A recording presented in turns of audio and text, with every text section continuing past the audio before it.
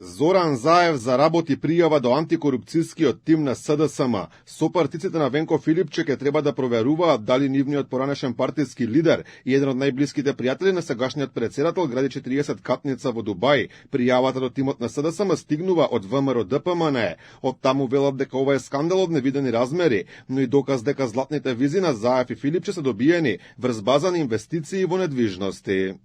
Имаме пријава до антикорупцијскиот тим на Венко и тоа лично за Зоран Заев. Дали е точно дека додека државата ја остави на колена, опустошена, Зоран Заев гради згради во Дубај и тоа 40 катница? Од каде му се парите за тоа? Дали се од Рек Битола и дали за тоа е вмешан Вице Заев? Каква е врската на Вице Заев и Енко Колашинац? Дали за овие бомби ќе расправа антикорупцијскиот тим на СДС?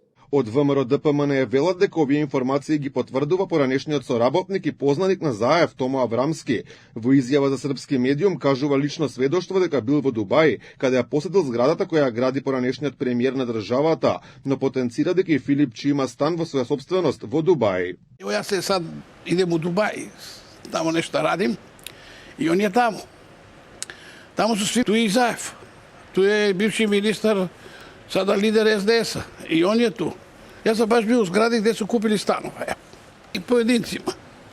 И ево сад Заев гради у Дубај торен зграда од 42 ката.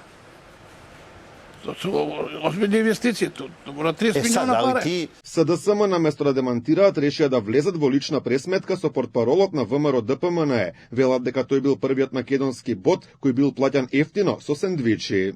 Што прават со Валентин? Едноставно му се плаќа облекувањето. Забележувате новиот дела и сакоа за секоја пресконференција. Сепак треба да изгледа како Валентино, како што и името му звучи. Се разбира, тука може да биде и задолжителниот сендвич. Така Валентин со презиме Манасиевски успеа да стане првиот и единствен примерок на бот во Македонија. За топлиот оброк, сендвичот, не се грижиме. Забележано е дека е засилен, појачан. Од ВМРО ДПМН пак одговорија дека целата реакција на СДСМ била преполна со навреди и квалификации, што само било потврда дека Валентин Манасиевски погодил во целта.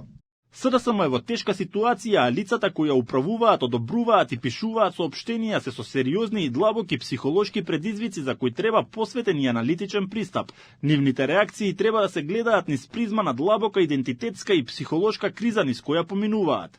Овој посттрауматски стрес, синдром на таа партија, обвиен со симптоматологија на обсесивна компулсивност, патолошка клептоманија и постојана потреба да се објаснуваат и да навредуваат. Како што е познато, Филипче прво демантираше дека поседува златна виза, но потоа призна дека имал, со објаснување дека не ја добил поради вложени пари, туку затоа што преговарал за работа со некоја болница. Според програмата на Обединетите арапски емирати, златна виза за долгорочен престој главно добиваат странски државјани кои се подготвени да вложат минимум $280,000 за виза од 5 години или над $500,000 за 10 годишна. Освен инвеститори, виза може да добијат и специјалисти, студенти и истражувачи кои прават значителни инвестиции во земјата.